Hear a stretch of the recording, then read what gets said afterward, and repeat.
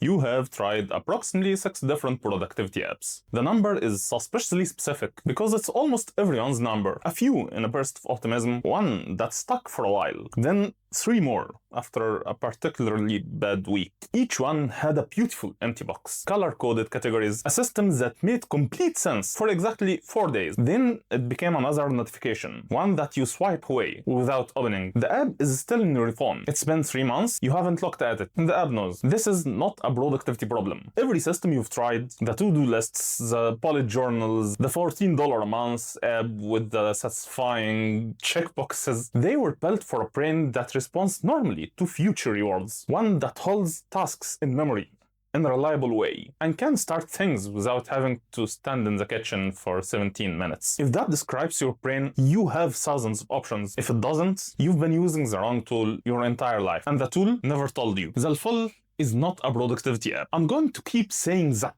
until it stops sounding like marketing. Zalfol is a cognitive operating system. The metaphor: you are the CEO of headquarters. The app is the building, and your job isn't to personally manage every room. Your job is to know what's in each room and when to go there. 3 modes. CEO mode, that's the mission, the strategy, the AI-assisted planning. Goldfish mode, it's one task, total isolation, nothing else on the screen. Minor mode is for when your brain goes underground, connecting dots you don't even know they exist, and you need somewhere to capture that before it disappears in 4 seconds, which is how long that takes. 7 boxes, each one a different cognitive problem. The dumb box, it's the RAM flush. Every open thought goes in it. The 2-minute box, that's the interrupt handler for the things that should take less than 2 minutes and for sure will take more than 2 minutes. The trash box, it's intentionally designed to feel unpleasant to look at. It's not a parking lot, it's a consequence. And 4 more beyond that. Each one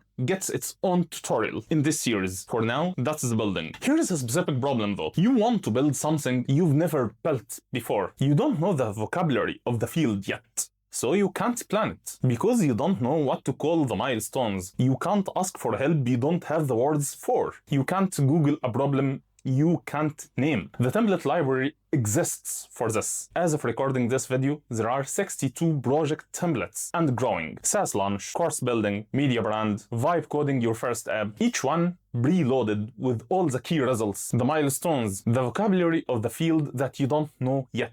You don't need to know the words. The template already does that for you. Another problem, you have started 17 courses. You know this because you have 17 bookmarks in a folder called Learning. The folder was created back in 2023 and nothing in it has been completed. This is not a discipline problem. Stop believing those who tell you that. This is a format problem. The course format was designed for a brain that can sustain interest across 6 weeks of sequential content without requiring a reason to continue between each step. This is not your brain, and it's not a flaw. Disciple mode is not a course. There are no lectures, no chapters, no lesson 1 that you'll watch 3 times, then abandon. Nope. You pick a field: software, marketing, finance, product thinking, so far. And words from that field appear in real context, in drama context, in social context, until they stop being foreign. Also, you have an elder who asks you questions to keep your brain going instead of feeding you answers. You have a leaderboard of people in the same street. Coins for showing up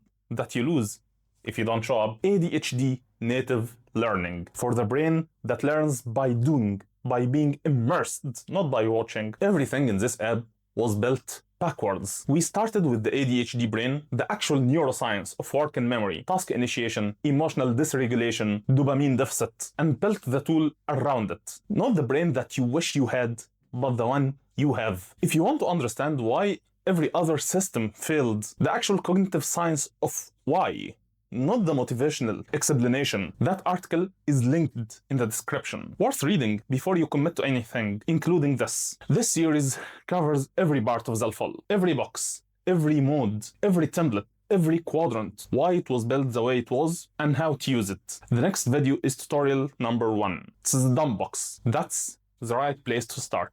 You can try it free at zalfol.com right now. Link in the description.